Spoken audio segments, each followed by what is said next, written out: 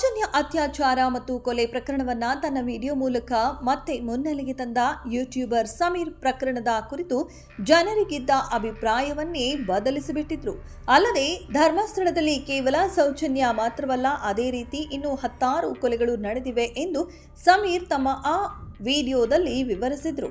ಸದ್ಯ ಧರ್ಮಸ್ಥಳದಲ್ಲಿ ನಡೆದ ಕೊಲೆಗಳ ಹೆಣಗಳನ್ನು ಹೂತಿಟ್ಟಿದ್ದ ವ್ಯಕ್ತಿ ಹೆಣಗಳನ್ನು ತೋರಿಸಲು ಮುಂದಾಗಿದ್ದು, ಈ ಸಮಯದಲ್ಲಿ ಸಮೀರ್ ತನ್ನ ಅಧಿಕೃತ ಇನ್ಸ್ಟಾಗ್ರಾಮ್ ಖಾತೆಯಲ್ಲಿ ಹೊಸದೊಂದು ವಿಡಿಯೋವನ್ನ ಹಾಕಿದ್ದು, ಅನನ್ಯ ಭಟ್ ನಾಪತ್ತೆಯಾದ ಕಥೆಯನ್ನ ಬೆಚ್ಚಿಟ್ಟಿದ್ದಾರೆ. ಮಣಿಪಾಲ್ ಮೆಡಿಕಲ್ ಕಾಲೇಜಿನಲ್ಲಿ ಮೊದಲ ವರ್ಷದ MBBS ಮಾಡುತ್ತಿದ್ದ ಅನನ್ಯ ಭಟ್ ತನ್ನ ಸ್ನೇಹಿತೆಯರ ಜೊತೆ ಧರ್ಮಸ್ಥಳ ಪ್ರವಾಸ ಮಾಡುತ್ತಾಳೆ. ದೇವಸ್ಥಾನದ ದರ್ಶನ ಮುಗಿಸಿ ಅನನ್ಯ ಭಟ್ ಹಾಸ್ಟೆಲ್ ಸ್ನೇಹಿತೆಯರು ಆಕೆಗೆ ಅಲ್ಲೇ ಇರುವಂತೆ ತಿಳಿಸಿ ತಾವು ಮನೆಗೆ ತೆರಳಿ ಬಟ್ಟೆ ಎತ್ತಿಕೊಂಡು ಬರುವುದಾಗಿ ಹೇಳಿದ್ದರು.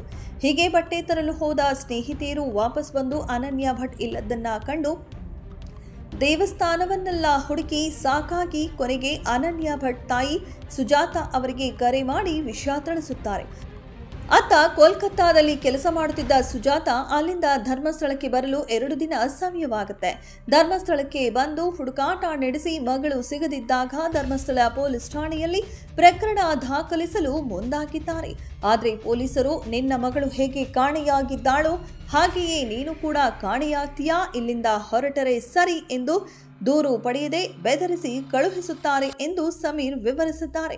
ಇನ್ನು ಮಗಳು ಕಾಣೆಯಾಗಿದ್ದನ್ನ ದೇವಸ್ಥಾನದಲ್ಲಿ ಹೀಗಾಗಿ ಧರ್ಮಾಧಿಕಾರಿಗಳನ್ನ ಕೇಳೋಣ ಎಂದು ಹೋದಾಗ ಅವರು ಹಲ್ಲೆ ನಡೆಸಿ ಅನನ್ಯ ಭಟ್ ತಾಯಿ ಸುಜಾತಾ 3 ತಿಂಗಳು ಕೋಮಾಗೆ ಹೋಗಿಬಿಡ್ತಾರೆ. ಇದರ ಕುರಿತು ಯುನೈಟೆಡ್ ಮೀಡಿಯಾದಲ್ಲಿ ಸುಜಾತಾ ಅವರ ಸಂದರ್ಶನವನ್ನು ಸಹ ಮಾಡಲಾಗಿದೆ ಎಂದು ಸಮೀರ್ ತಮ್ಮ ಈ ವಿಡಿಯೋದಲ್ಲಿ ತಿಳಿಸಿದ್ದಾರೆ. ಇದೆಷ್ಟು ಈ ಹೊತ್ತಿನ ಸುದ್ದಿ. ಮತ್ತಷ್ಟು ಸುದ್ದಿಗಳಿಗಾಗಿ ನೋಡ್ತಾ ಇರಿ ಸಿರಿ ಟಿವಿ.